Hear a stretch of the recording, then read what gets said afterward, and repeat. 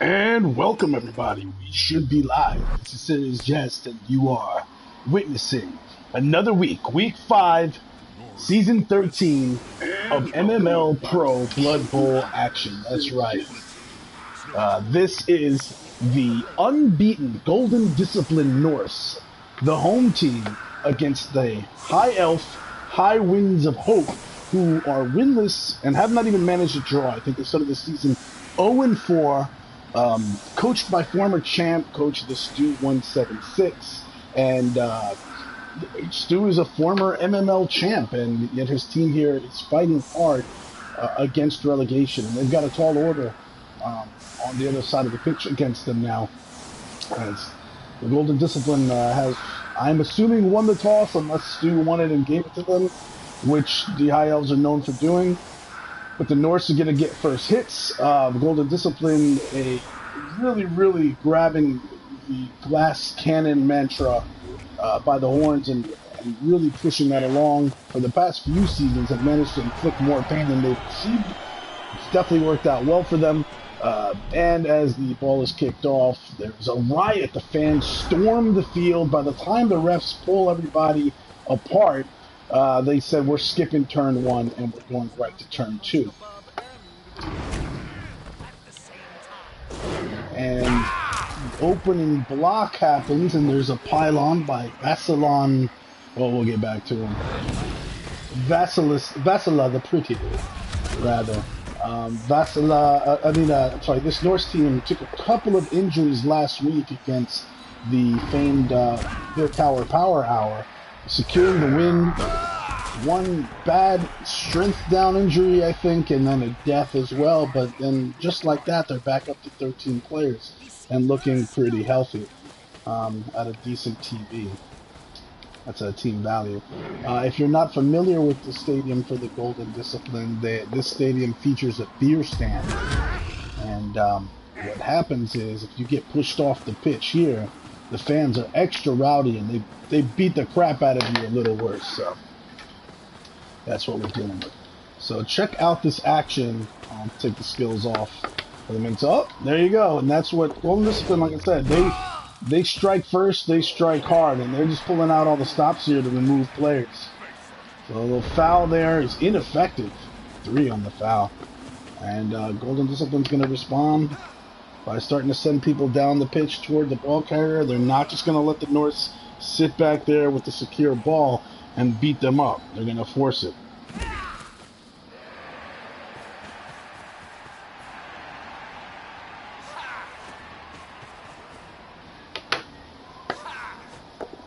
And actually, the coaches are available for chat, I believe. I believe Triperis is streaming coaches chat simultaneously to this. Oh, failed leap. However, because you see that little white bar in the lower left, we have not caught up to them live time. I had some stuff that delayed me in real life to catch up to this game, so I joined a little late. So we're watching through the Cabal Vision Crystal Ball, but we're back in time a little bit right now. So we're waiting to catch up, which is a bonus for you if you're watching, because this is relatively current, but you don't have to sit through the coaches trying to figure out what their next move is. It can be really tough to try to figure out what your next move is when you have this beast of a Yeti chasing your players downfield trying to kill them. Of course, the pylon, it works. Fisticuff is knocked out, and this is the thing. For the High Elves, the biggest challenge is going to be avoiding this nasty attrition that the Norse can inflict. They've just lost one. They came in with a bench, actually, won it, looks like. So, it looks like they've lost one player already. The riot may have actually helped them out, because it's one less turn that the Norse have to try to remove things on their drive.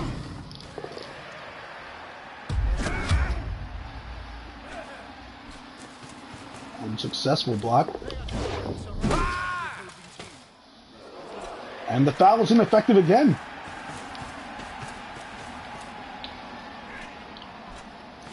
Golden Discipline going out of their way to remove these loners, but these guys are tough. They've waited their whole life for a chance to play for the High Wings of Hope. And when they finally did get the chance, due to attrition, they're not gonna let some, a little elbow to the face keep them off the pitch for very long.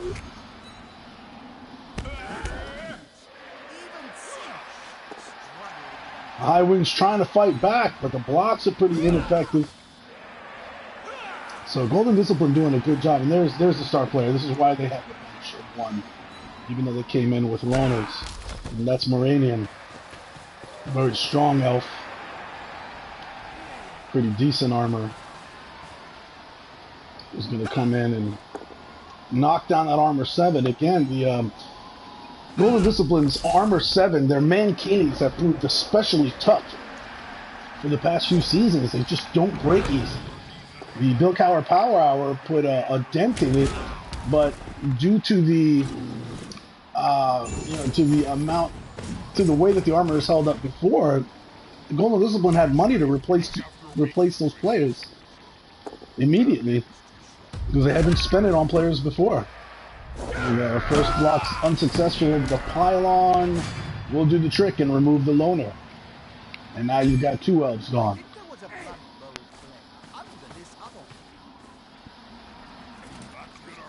And the cage is going to move up the left side.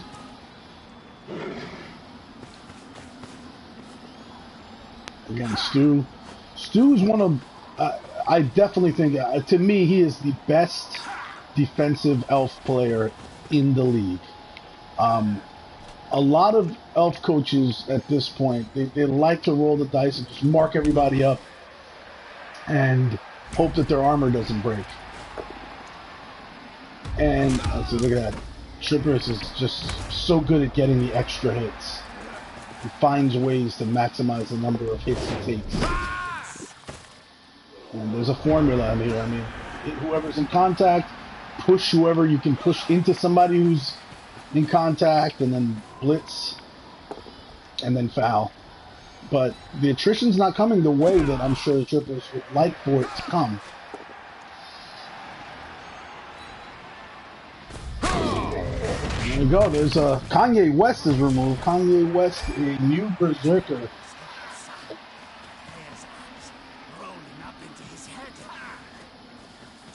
For the Norse. And so what I was saying about Stu will find ways, the elf column I found is a lost art, and I think Resner Rules You Res, as we know him in the MML, the previous MML finalist coach and the champion ladder champion, has said that at the higher TV it's really hard to just play elf columns because the skills on the other side shoot right through it, and the coaches are too good for it. However, the downside of not playing elf column defense and doing this frantic mark everybody up and hope for the best is that your team can get decimated. And Golden Discipline has specialized in decimating elf teams who do just that. So you see Stu is taking a more tentative approach on defense. He's slowing down Trippers' drive without throwing himself at the cage. He knows he's not in a rush to stop the score because Trippers is a big fan of the 2-1 grind. So he knows that forcing Trippers to score early with a high elf while you're manning a high elf team is actually a win, or a win in that way, right? In that then you get a good shot at a touchdown, and then you can run your offense and go ahead in the second half. And there's a dirty player stunning a loner. And man, that guy's just had, Spores just had free reign of the pitch. Just running around, putting his elbow on whoever he wants. Moranian taking a shot at the Yeti. Unsuccessful. But he takes his, So Moranian came in, blocked the Yeti. The Yeti used all his efforts, though, to stop the block coming from Moranian, and didn't see Obscenity coming in from behind with an obscene block and removing him. Grandiose is going to wrestle Evil 9 to the ground. And see, Stu marks up and fouls when he needs to. He knows he's searching. And the dice haven't been going well for him this season, but they're holding up kind of well here. The Ulf is fouled to death. The apothecary runs over, works frantically on him while the goblin ref says, hey, fouls are cool, all right, but when you kill somebody, I gotta blow the whistle. And the loner's ejected. And I'd say that later on, when he talks about his legacy with his grandkids and how he trained his whole life for his one shot to play for the High Wings, and he got his shot, I'd say he made his mark, killed an oaf for the number one team. This team right now is ranked the number one team in the league. 4 wins, 0 draws, 0 losses. And the apple was wasted. And for an 87 team, that means a lot. And now the ref is just kind of, he's like, hey, you know what? What's good for the goose is good for the gander. I'm going to send 4 off too. I'm not just going to let one side, I'm not going to call one guy out and then let the other guy keep fouling. That's like your 4th foul, buddy. You need to, calm down.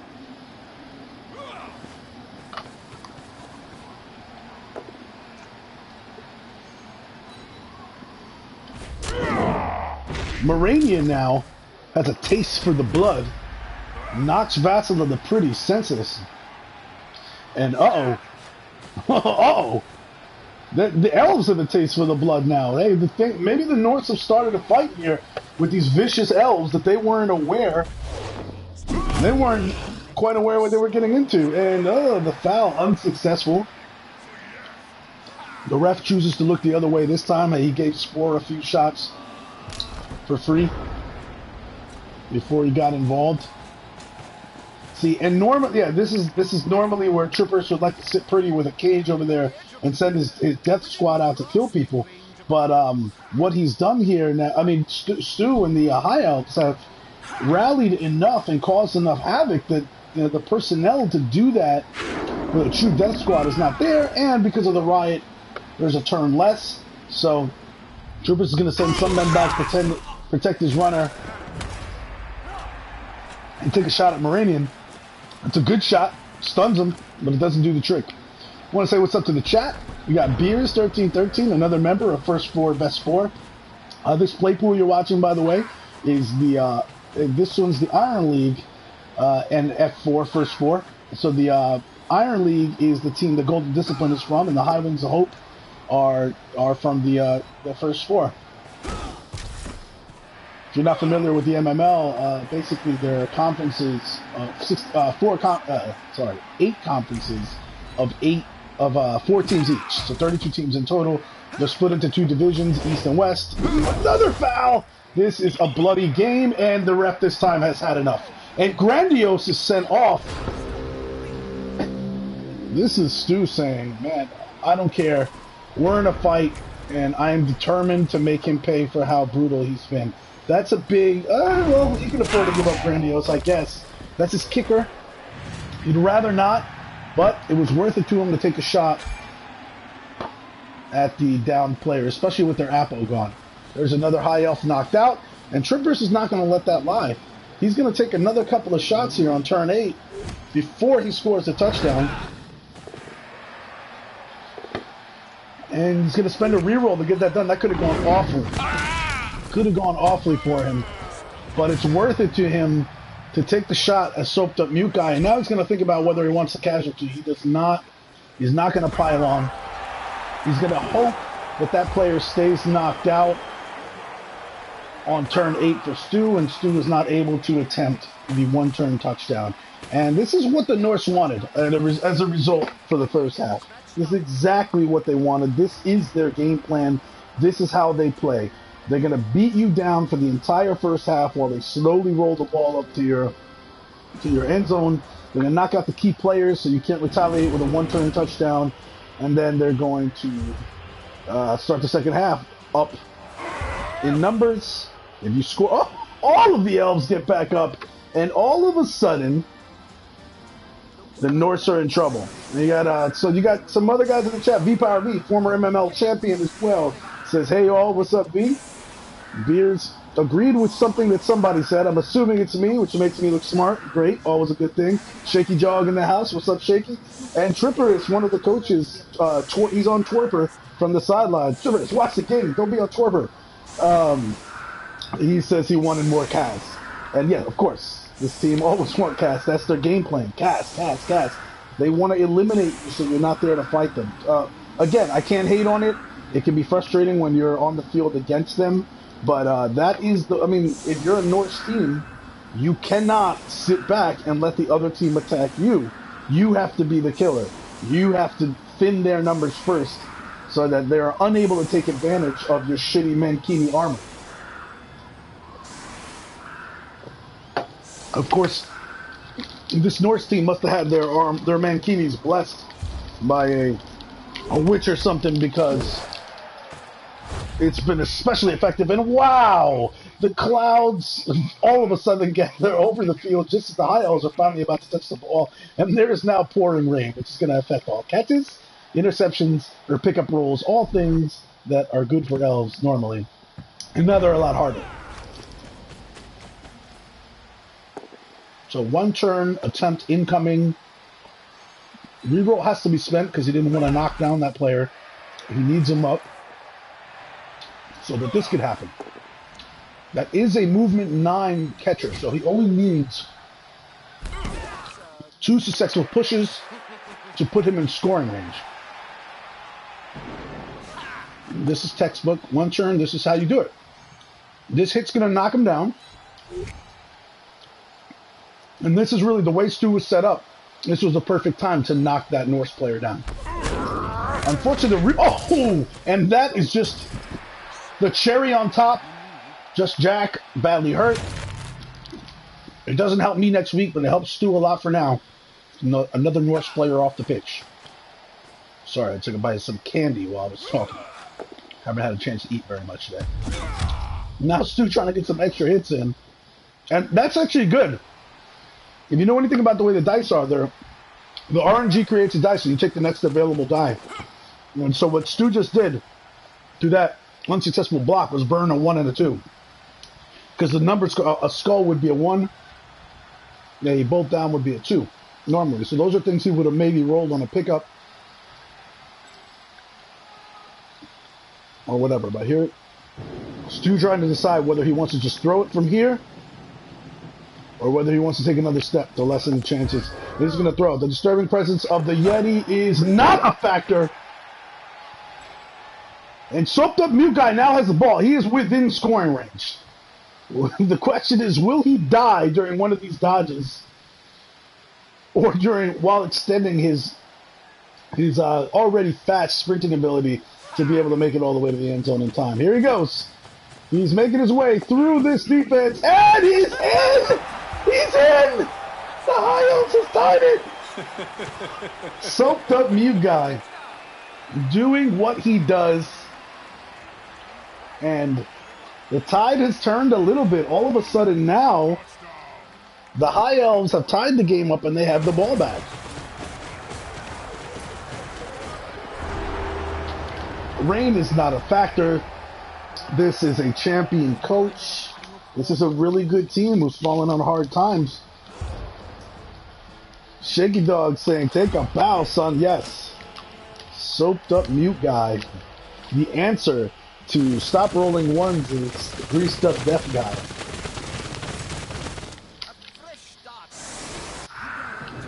Now the bad news for the High Elves is that the Norse have got all their KOs back. So they have 11 players on the field, but no Apo, a lot of 87, and they are, well, I mean, that's it. They're thin. They're not going to have any more replacements. High Elves have the ball. If they can remove a few Norse players, this game could really swing in their favor. On the other hand, the High Elves themselves are down to 10 players. They have 2 removed for fouling. The Norse have been surprisingly unable to permanently remove anyone. And the Apo is still on the field, or on the sidelines rather, for the High Wings. It's their apothecary. So, I mean, so far, attrition-wise, the 87 is not holding up as well. It's still holding up pretty well for the amount of hits they took, but usually by this point, Golden Discipline would like to be up in numbers, and they're not.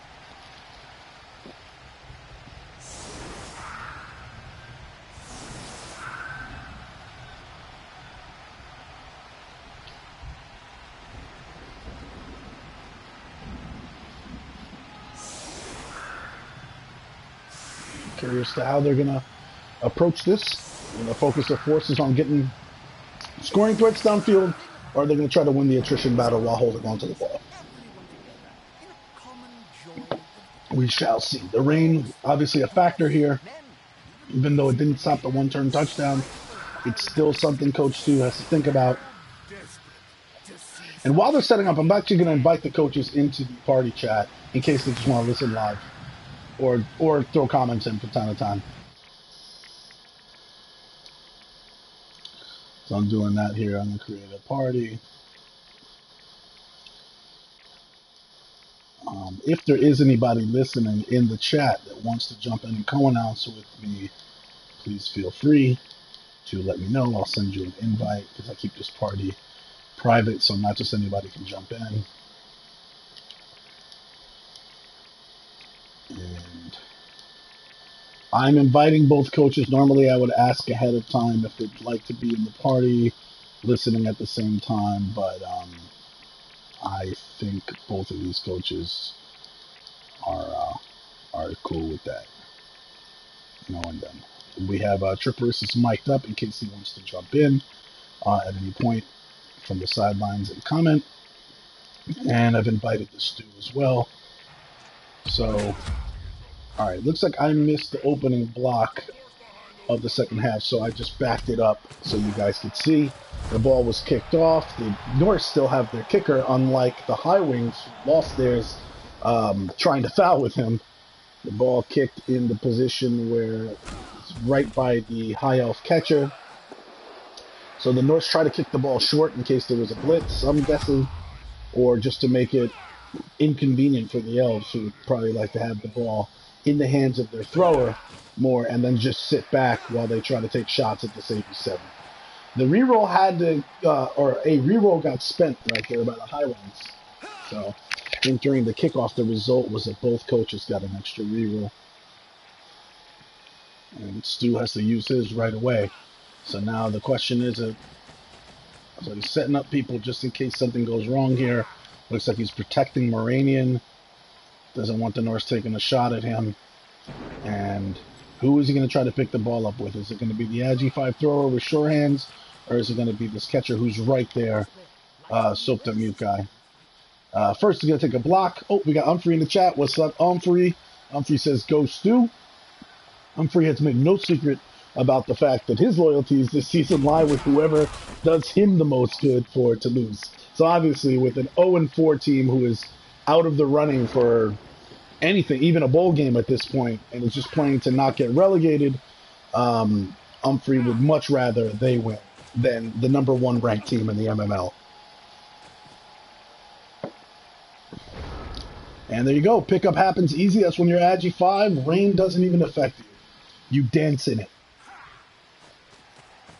And yeah, Emperor says he doesn't want Stu relegated. Yeah.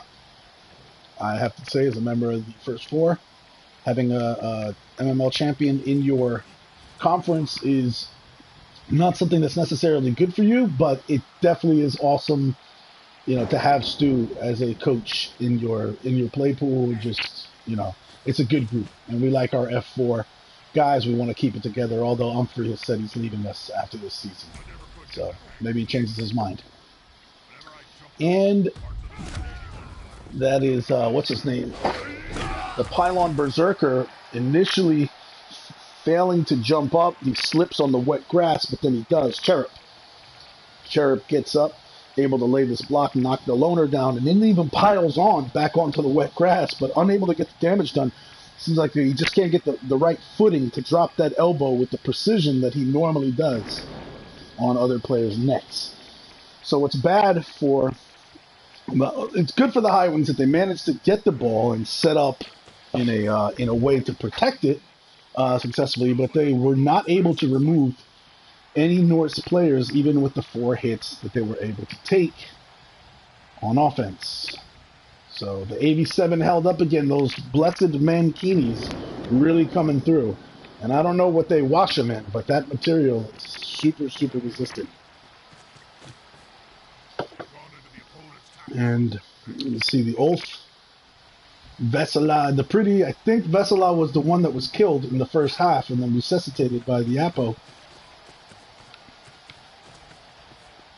Vessel is going to mark some players up.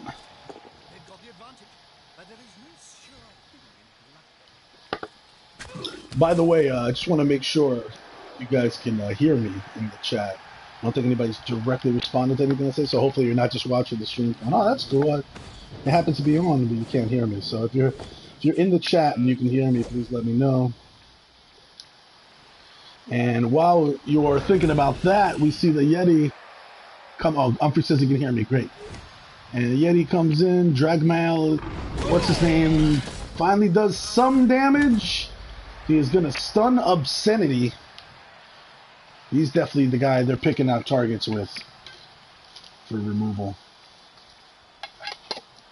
So now they've got a threat to the ball. Again, Trip is not just going to let the elves sit back there with their high elf thrower, with their Ag5 high elf thrower, and waste some time. Good. Shaky says he can hear me too, loud and clear. That's good stuff. Beat says it was not Vassila that was killed, it was the other elf, the one with dodge. Okay, that's the one sitting over here, the blodger. Evil 9. And of course, the mandatory boot, not coming from the dirty player anymore who was ejected, but this time from their kicker. Kickers apparently to these teams are disposable. Moranian gets stunned. Triperis does not like Moranian running around on his pitch causing havoc. So he's doing some elbow. Again, now the ref back to looking the other way.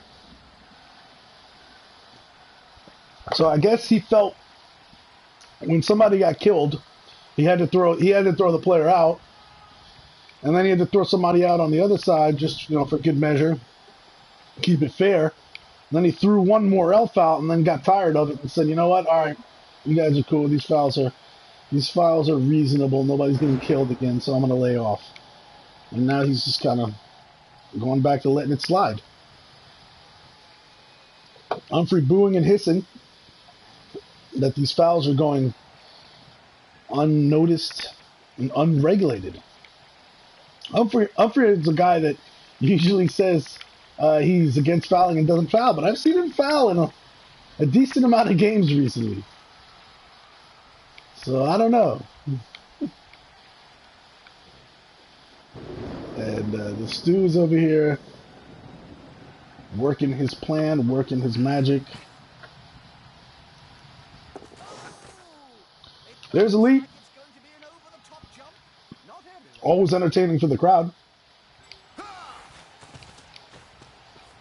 And now you've got 3 guys on Evil 9. Looks illegal trying to put that oath away. Unable to get it done. And he's going to say, all right, that oath's going to live to fight another day. Seems like there's no real way for him to avoid giving the Norse another foul on Moranian the next turn. He's maybe hoping to make a dent over there. Unable to do it. And look at this. All of a sudden, you got a bunch of elves pushing downfield. So up to mute guy. Got a few of them in range now.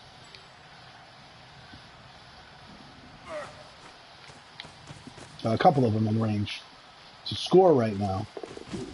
And what's good for the ball carrier just runs up, gets it done in the rain, no problem.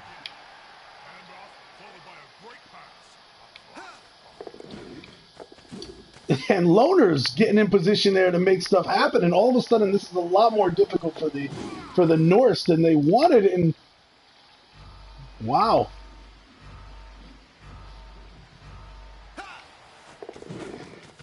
Oh, some more dodges by the High Elves, and Stu is giving up a block on his ball carrier right now. That receiver, soaked up mute guy, and he don't care. He's like, you know what? You can take your unskilled lineman and your unskilled berserker and bring them over here. Try to hit my ball carrier. In Blodge we trust. I think you're gonna fail, and then I think I'm scoring on you the next turn. Or maybe stalling on him.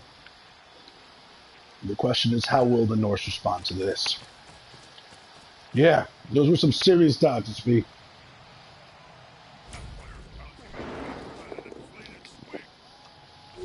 Jump up on these berserkers can be devastating to the other side. Illegal gets knocked out. And we won't see the pylon.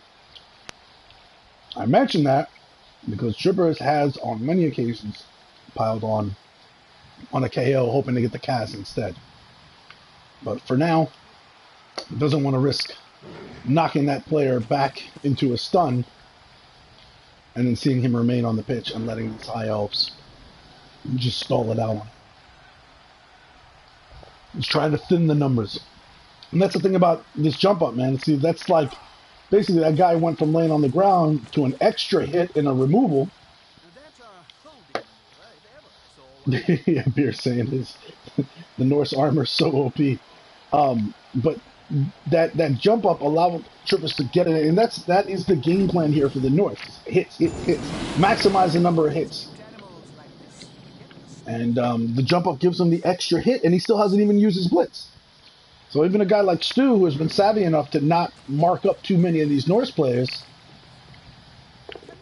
and that's the other thing that jump up did.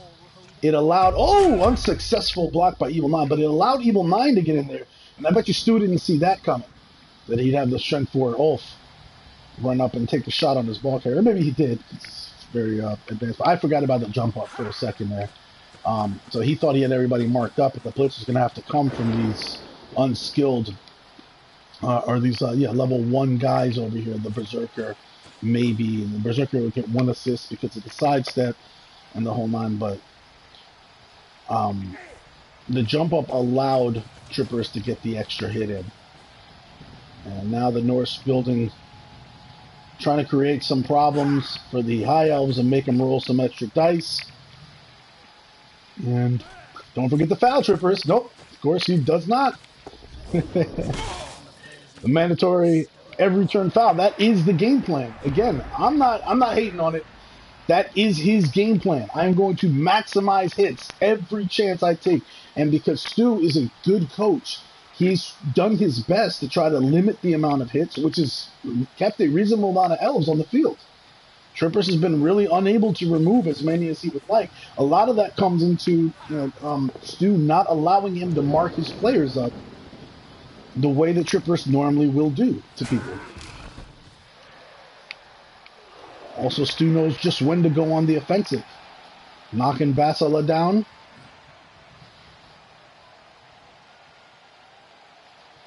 I wonder if it's not even Basila, it's a Vasilisa.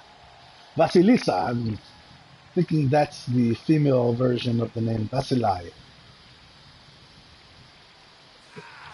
And the blitz from Moranian. Stu is not worried about Moranian's loner status. And here comes the boom. Nice little left hook. It's going to floor Kanye West. And look, I'm gonna let Kanye talk in a second, but I would say souped up mute guy is the greatest receiver in the game right now. Oh, so souped up mute guy does not feel the need to go for the TD right now. He's gonna dodge the other way. I was thinking there was gonna be a little action here where the High Elves were clearing this middle, and then he was just going to shoot up and take the TD and go ahead. More shots would normally say just score. Stu's not that worried, and I guess that's the freedom of having an 0-4 team. Is you can just do stuff like this. Say if he takes the ball away, I don't care. And all of a sudden, it's like Nuffle's punishing the Stu.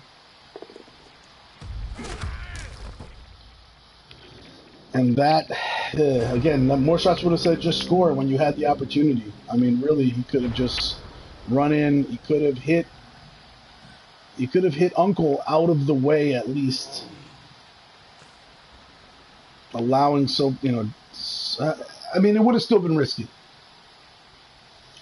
It would have been it wouldn't have been in the bag. But yeah, I thought he was scoring 2B. I guess could have knocked him this way. Probably scared of the blodge, keeping Uncle up and then putting a second tackle zone that way. But yeah, I was surprised to see him go that way. Again, I think he's just like, yeah, Humphrey says he's standing up for all of us. Golden Discipline has laid out so much hurt across the play pool that I don't think it's a secret that a lot of us are just kind of hoping they'll take their lumps instead this time, especially against the underdog team right here. And again, I've said this over and over again. The Elves are the most dangerous team in our the teams in our play pool. They are vicious when they want to be. Yeah, that's what Beers is saying. He thinks it just looks like Stu has had enough of Trip and just says, I'm going to play to hurt. There's the 3-die, and that's what 3-dies do. They can chew. Pals on blodgers with your Yeti, and that ball falls right in the vicinity of Savant. And this is, again, I mean, I think you hurt Golden Discipline more by beating them than you do trying to kill their players. And Stu had the opportunity to go ahead. Instead, chose to try to hurt players and 2-1 grinded on the Norse. Instead, now he's given the Norse a 2-1 grind opportunity. Right back.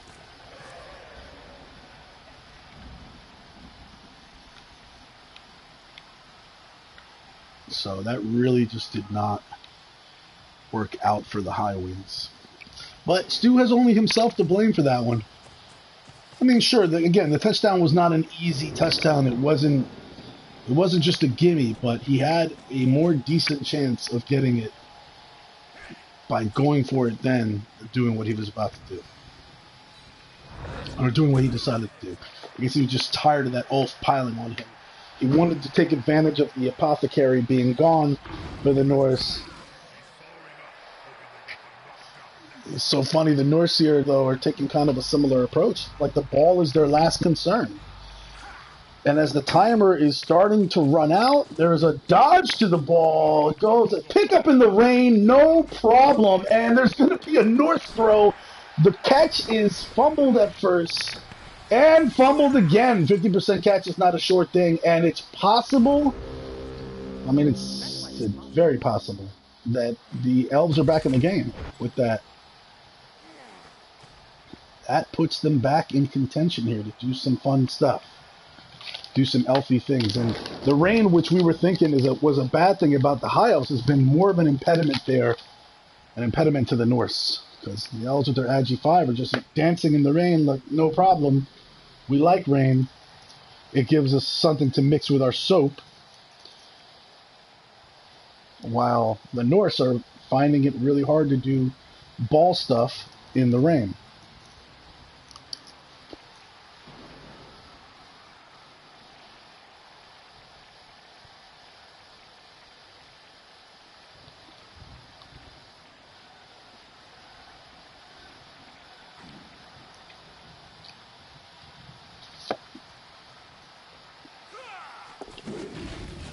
There we go.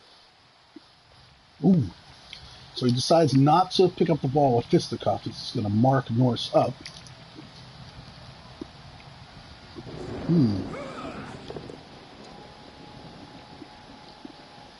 The Moranian goes hard on Cherub.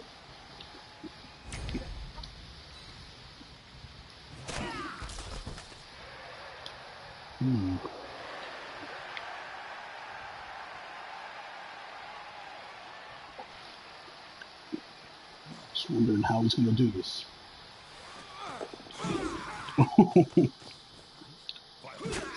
Oh! Fails to go for it. But the reroll is effective enough for the moment. Obscenity is going to knock back Savant, even if he doesn't knock him down.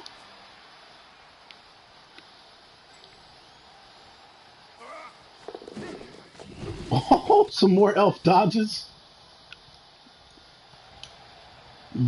Power V is kind of like not sure how he feels right now about what Stu's trying to do, but so far it's not been terrible. It's kind of getting the job done for what needs to what it needs to be, I guess. A little dodge by the loner. Even the loner's coming up big with these dodges and screening the ball off. It's making a lot of dodges now. A lot. And of course, sitting back, Verwathiel Undumil, VU, as some of his teammates call him. VU sitting in scoring range. So yeah, V-Power said he would have made the same blitz. Okay, so I think the all was up the failed GFI. Although Nuffle rewarded Stu with a lot of successful rolls after that. Those dodges were a lot of dodges. And there's a jump up again.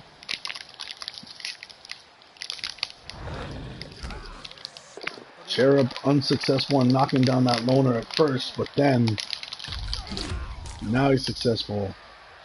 And he's going to stay up so he can provide the assist for Evil 9 if he needs it, but Evil 9 didn't even need that assist because he knocks down Moranian on the first shot, stunning him.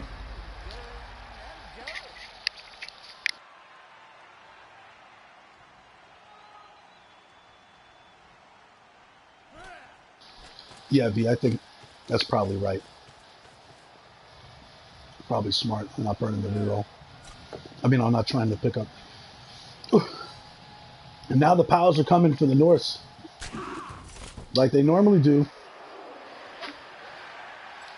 It's like Fisticuff is going to be stunned, knocked down.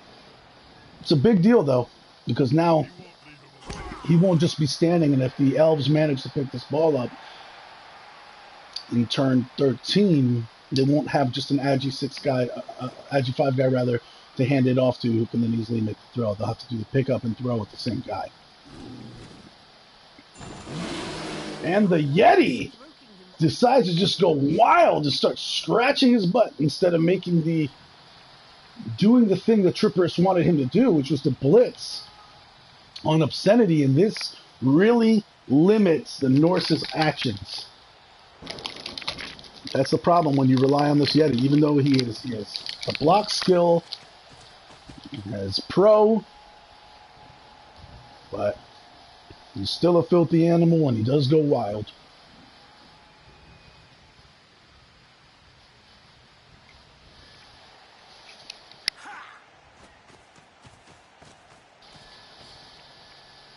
And so the Norse are going to do the next best thing, is put tackle zones on the ball. And with the tackle zones and the rain, hope that the Elves are unable to pick it up. Can they pick it up is the question.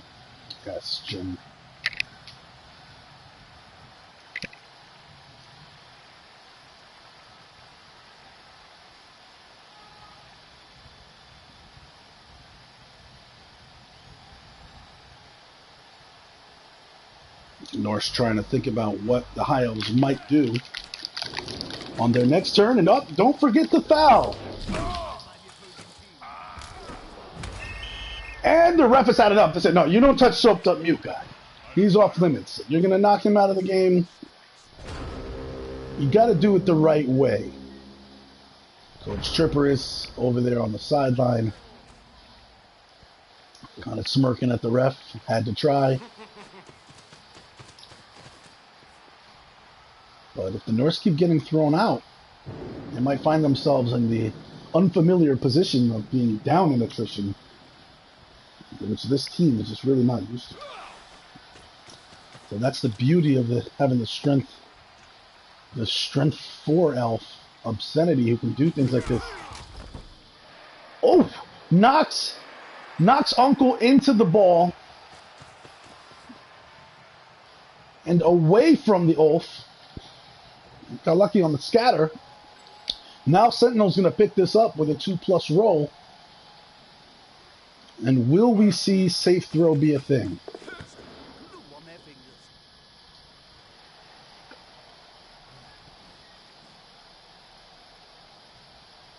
Yeah, it was a great. I was almost going to say it was It's very, very risky. I might have left the ball where it was and just changed to 67, because if it went the other way, it could have got real ugly.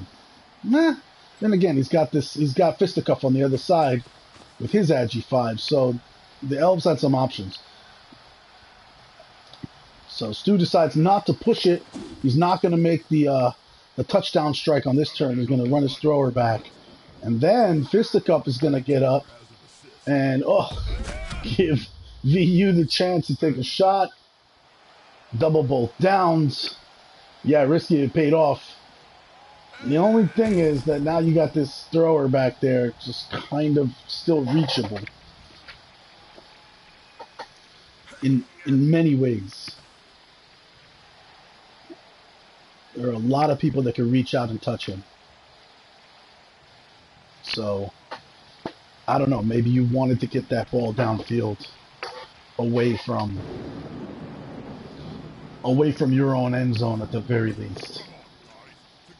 But Stu is just kind of relying on blodge, which he does a lot. And Triperis does not really believe in blodge that much because he's got a lot of friends. I'm thinking Stu hasn't watched enough of these Golden Discipline games to see how much they love to pow when they really need it. Just like that. Asia's gone. Probably for the match.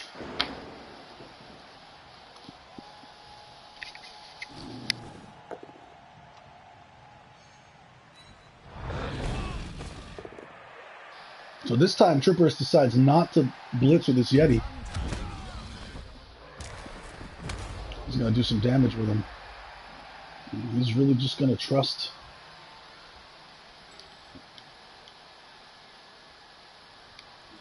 Yeah.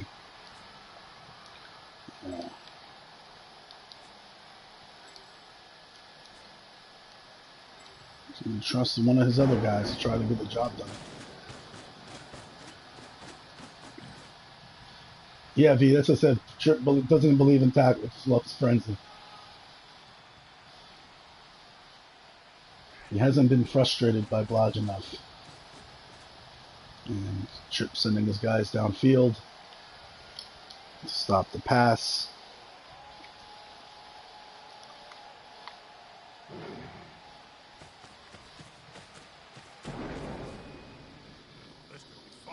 Especially if the ball holder goes down.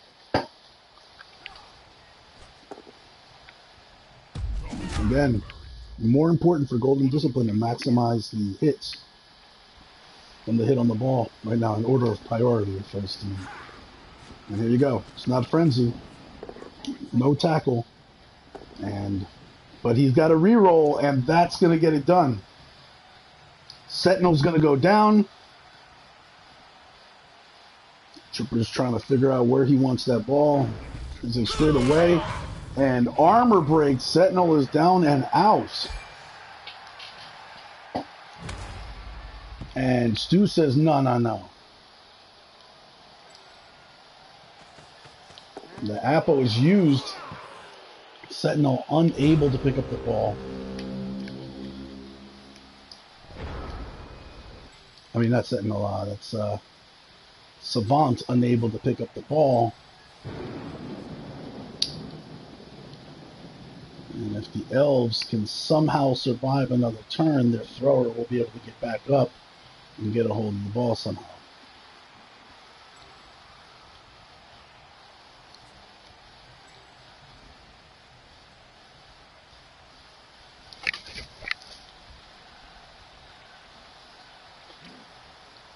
I'm leaving the skills up. There are a lot of skills and they may get in the way for some of you, but I feel like they are important in if you're trying to figure out this puzzle of how to handle this situation. Are important to you.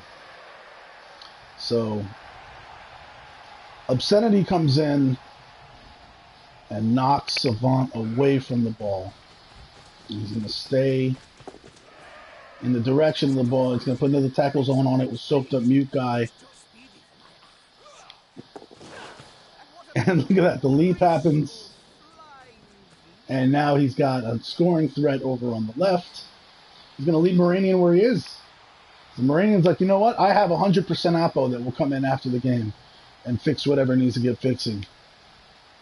He gives the nod to Fisticuff and says, leave me, brother. I'll handle these two fiends. And now Stu has 2 scoring threats free.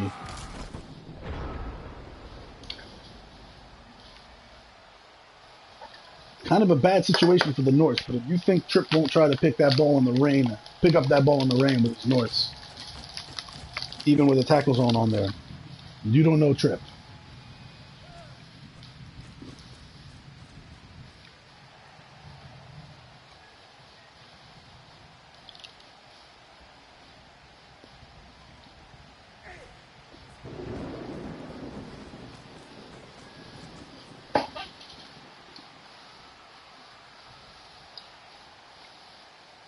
You got some Norse playing defense.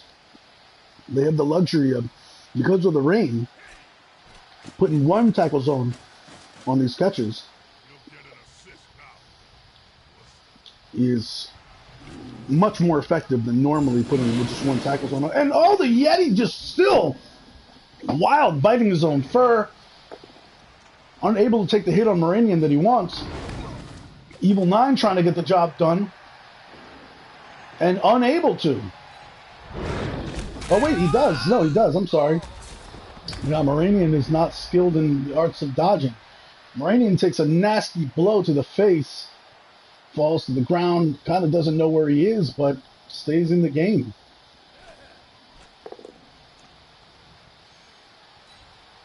And the shot on this loner, who's pretty much done his job by surviving this long, and goes out in a blaze of glory. That guy, Dugarathian Ellerdell. R.I.P., man. You did your job. Your children will be proud. Knowing the way you died was respectable. Respect.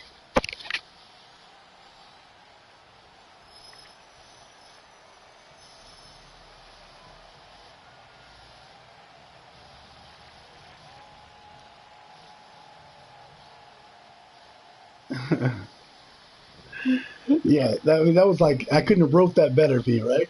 Did his job by surviving this long, and whoa. And there you go. So Trip is going to try to clear one of these tackle zones away, and he does. Soaped up mute guy taking a shot. He's going to go away from the ball. In case he needs to make a hot break for it.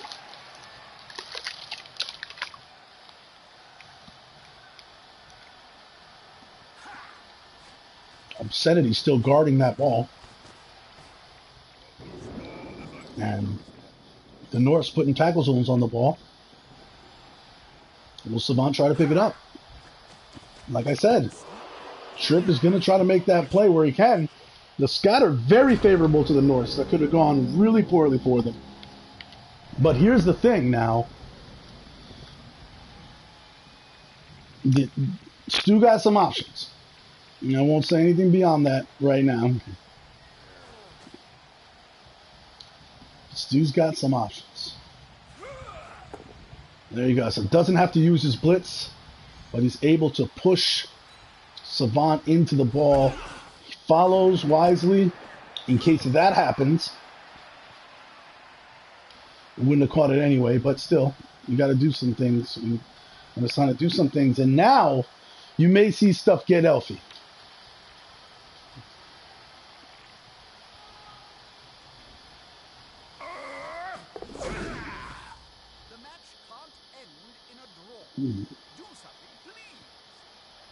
So look, because of the lack of tackle, this is the thing, is that even if you don't believe in tackle normally, there you go, easy pickup for him, and this is where I said you're going to see some elfy stuff start to happen. And he's just going to go ham right now, double sixes! So the one happened on the interception attempt like no problem, and all of a sudden, VU has the ball, one defender standing in between him and the end zone.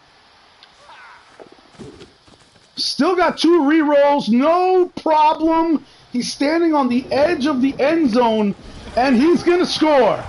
Wow! This is what elves do. 2-1.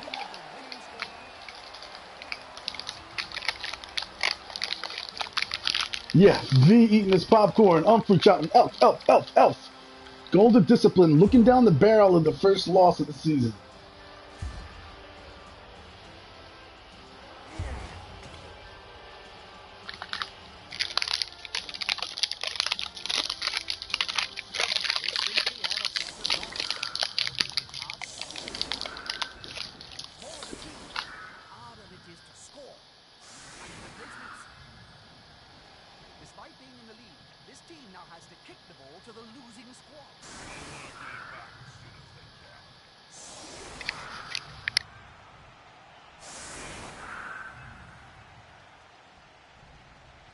Amazing.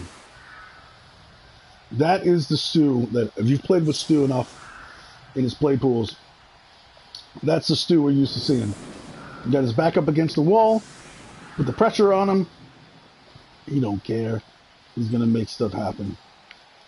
And as a reward for VU scoring that touchdown, Stu puts him right up on the line. Sorry, somebody has to be sacrificed. You've got a niggle. The Norse must be appeased in their need for blood. Again, I mean, with the rain factor, it's really going to limit the Norse's ability to do the healthy things they sometimes do. But, you know, again, triperis is definitely, if you think he won't try for this two-turn touchdown, you're mistaken. Looks like we've also been joined in the chat, or mic'd up on the sidelines by Stu. And while triperis sets up, I just want to say, hey, wow, what a touchdown, Stu. Nice work. I mean, at one point, you gotta try stupid stuff when facing Trip. And, it worked. Got lucky on that one.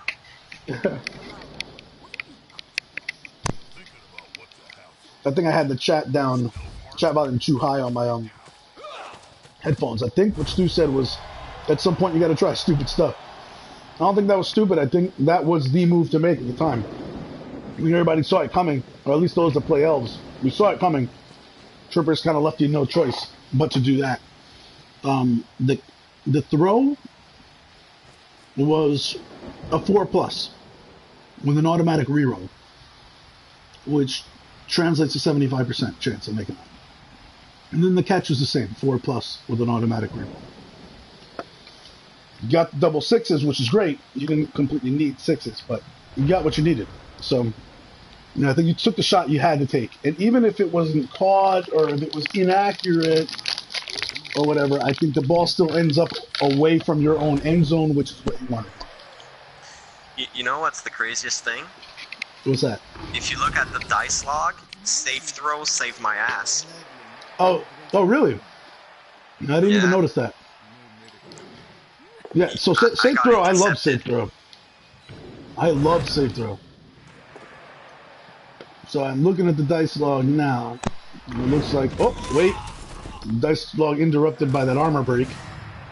Moranian gets knocked out. That's not going to be enough for triperis to... Oh, it is. This leads him up. That's right. Triperis is trying to score. I'm sorry. Yeah, let's see here. So the intercept was a 6. Oh, wow. I thought you had a 1 on the intercept. No, it was a 6. But then safe throw canceled it out. Yeah. Wow. So the Norse were ready to make the big play.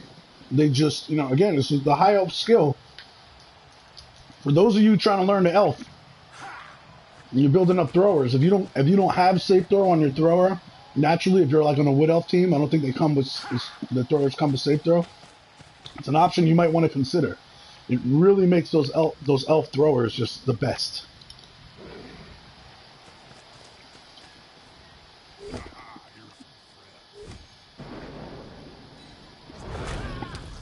Yeah, Beers is saying elf coaches say safe throws are worth taking. Who says that?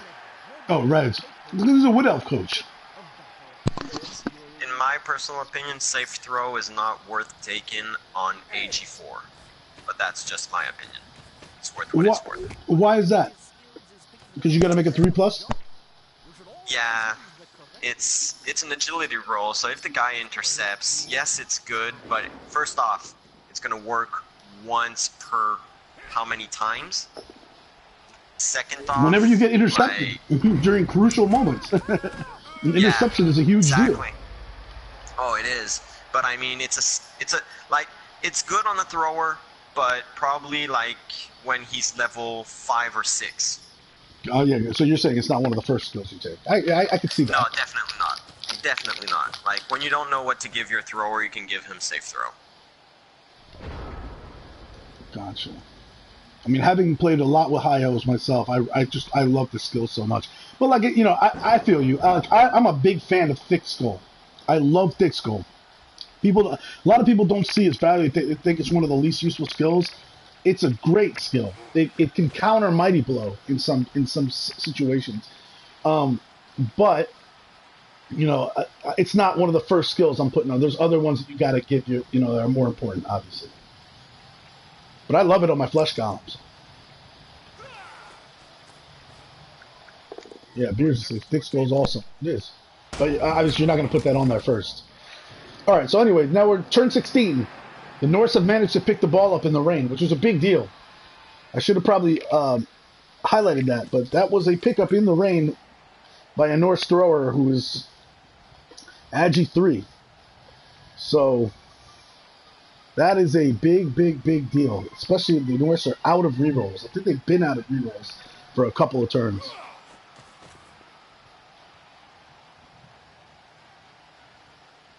And Laser Trip in the chat. What's up, Laser? Yeah, you're way late. You missed some great action. The High Wings showing some remnants of their greatness here. Just actually, the greatness just was on full display. They've had a bad run lately, but this, you know, games like this just show you they're a great team. They just had a bad run. It happens to the best of us.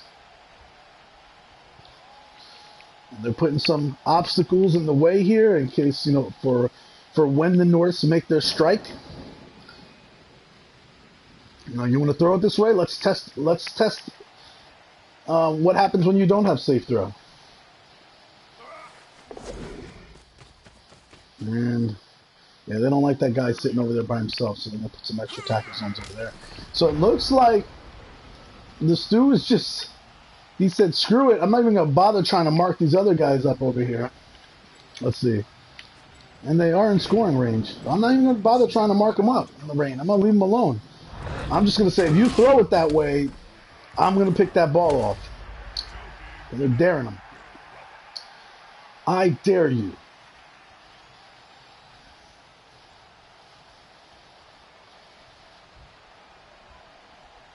I wouldn't be surprised that Trip pulls this off. He's known to do those 5+, 4+, 6+ plays at the end of a game. Well, in all fairness, like your play, right? This is the only option he has. If he doesn't do it, he's stupid. You know, he's gonna miss. You're gonna miss 100% of the swings that you never take.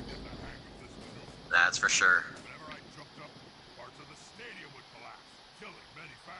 So the only thing here that, yeah, Beers wouldn't be surprised either, is I might have, especially because of the sidestep, I might have put Obscenity on Savant. I don't, you know, obviously you're the coach here, I don't want to second guess you, but just if they try to hit him away, the sidestep kind of keeps him on him, and Savant is the guy that he doesn't even have to roll a GFI.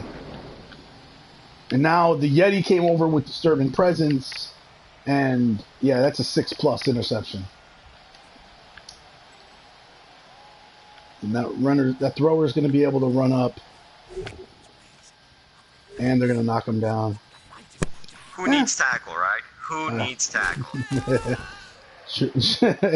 Trip rolls pals. He knows it, so he doesn't want to waste. He doesn't want to waste TV on tackle when he's just going to roll a pal. It's just crazy the amount of pals he's got. I will say though, he was setting up his players correctly to get more than one hit on most of my guys, but he rolled a lot of pals. Well, and it's a credit to you, because a lot of other elf coaches, when they have a bunch of blocks, wow, Accurate pass, accurate catch. Oh my word. This is just nonsense, man. GG, easy. Golden Discipline will not be defeated today. Nope. 2-2. What a pass. What a throw. They say weaken Elf 2 as he flexes in the end zone. Humphrey is just threw up in his mouth a little bit. V-Power V posted a kapow. Not today, not today. I've never met a guy that has more luck up his ass than this guy. Kudos to him. You're a really good coach, Trip, but fuck you're lucky, man. 28 armor breaks, Yeah. 1 casualty. I mean, but I still, had to be 28 lucky armor because breaks. Knuckle were screwing me. 1 casualty in 28. But Yeah, still, 28 but think armor about breaks. it. With no 28 tackle armor on the breaks team. on 53 blocks. And no Because I found no every tackle. turn. I will get only so many blocks on And your blockers. I better You keep them count. fouled, like, what, 5 times in the game? 5 6? times. 5 I times in think the game. it That's should no, be yeah, more. should more be yeah. at least half. Yeah. You much got more. sent off once or twice. Like, first off, 4 first 5 turns you fouled. Not a single sent off. I fouled once, bang, sent off. I'm with. Telling you, man. I You am have definitely luck with. up your ass. Also, your 1 turn, which was impossible, well, not impossible, but you would have to throw and handoff on Blizzard, but it changed to Rain. Rain did screw like 3 or 4 my pickups, including the one for winning touchdown. I Pass. was with Rez in the chat, like, back then, and I told Rez, I said, if the Blizzard stays, I'm fouling the hell out of his game. I ain't even trying that 1 turn. But it went It's away. completely fine. It's worth it. No, it's completely fine. And I don't know what you feed those Armor 7 guys, man. I've played Armor 7 for a long time, and, I mean, I got 34 blocks in there. Successful blocks. Yeah. I got 7 armor breaks. I mean, you have Mighty Blow, 63%, 63% armor holding rate is it's actually perfectly fair for AV7, given you don't have Mighty Blow anyway. Okay. And 48% armor break on Armor 8, is that normal? That's a bit lucky. No, actually, That's fucking lucky, man. Hold on. Don't Wait. bullshit me No, right now. that's shitty luck. That's shitty luck because at least 8 or more of them were fouls. Yeah, Better I mean, than I 50%. don't know. I think Seriously, as an innocent just bystander, replay I the think game. I think both of you had Injuries, good luck when you needed it at 93% key moments. success rate. But I will say that Trip, you were extremely lucky. Your blocking dice were great. Your blocking dice were great. The armor breaks were great. You just didn't get the casualties out of them. So, Oh, Stu had terrible blocking dice. But, yeah. you know. But I mean, It you know, was- again, both of you had bad luck and good, and and I good had luck. bad blocking dice. We both had bad blocking dice. You had bad blocking dice? I did It not was look at that. Bad Knuckles blocking game. dice? Are You had you a kidding ton me? of pals at the right You moment. should check. You should check the dice. You the got log. 61 pushes. You got 26. You got 17 pows. Yeah, I must To admit. 21 skulls. To 21 skulls. But at key moments, Yeah, though, but You had worse. Skulls. You had worse. You had worse. I But I mean, didn't have good skulls- at all. Skulls didn't matter because you didn't get double ones. You didn't get double skulls. So And yeah, what, skulls appeared you here and would there, but- you are calling me lucky for getting below average power dice? oh god. Okay, well, I watched the game. I Okay, thought it was anyways, good. Trip, you're never lucky. Whatever game you play, you're never lucky. You're No, the worst, we were luckiest player both ever. lucky and unlucky. I think both of you had. No, I will say. it was I didn't play exactly this game. I just Knuckles' watched game. We both had I terrible think luck. both of We you both had luck good luck. at key moments, and, Yeah. and that's the truth. But yeah, Okay, definitely. thanks, Sirius, for twitching. I had an awesome game. Bye. Great, great. All right, guys. Thank you very much. Thanks for tuning in. If you Yeah. want to know more about the MML Pro, mmlpro.com, check it out. And thanks guys for playing. It was just a fun game to announce. And all right, check you next time.